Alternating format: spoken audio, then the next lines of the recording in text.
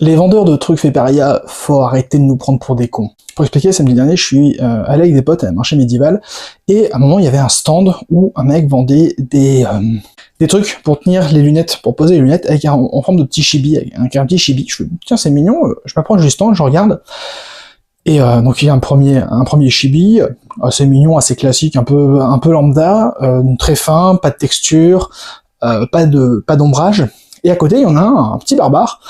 Par contre, celui-là, il a des ombrages. Bon, c'est bizarre, les traits sont plus épais, il a des ombrages. À côté, il y a des petites figurines, style figurine pour tabletop, en bois pyrogravé. Pareil, du chibi, mais par contre là, pas mal texturé, franchement beau travail. Et je dis, c'est quand même bizarre, le mec, il a plusieurs styles de chibi différents, plusieurs styles de techniques de dessin différents, ça me paraît quand même bizarre.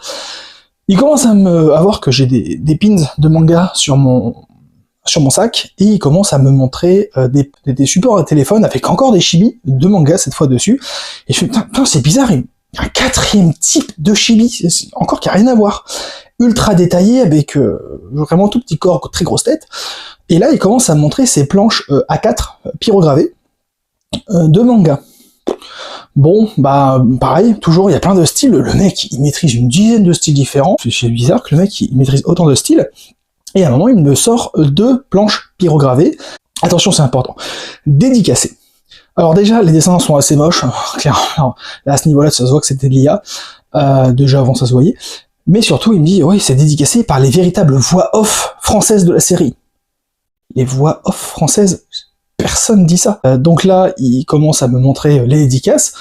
Alors là, pareil, bizarre, les vraies voix off françaises signent avec le nom de leur personnage. J'ai des dédicaces chez moi, personne ne signe avec les noms de ses personnages. Personne. Voilà, et en plus, bizarrement, les 2 dédicaces par 2 personnes différentes, la même écriture. Alors, et là, on arrive sur le clou du spectacle, le mec, du coup, me sort son A4 pyrogravé de Tortue Géniale, donc dédicacé par la vraie voix off de l'époque. Je l'ai rencontré il y a 4-5 ans sur un salon. Il est super sympa, il m'a dédicacé ma pyrogravure, vraiment chouette. Ouais, il est mort en 2005. Je vois pas comment il a pu dédicacer ton truc, à part si tu l'as sorti de sa tombe pour le ressusciter avec de la nécromancie. Il est mort en 2005. Donc, plus c'est gros, plus ça passe, arrêtez de nous prendre pour des cons.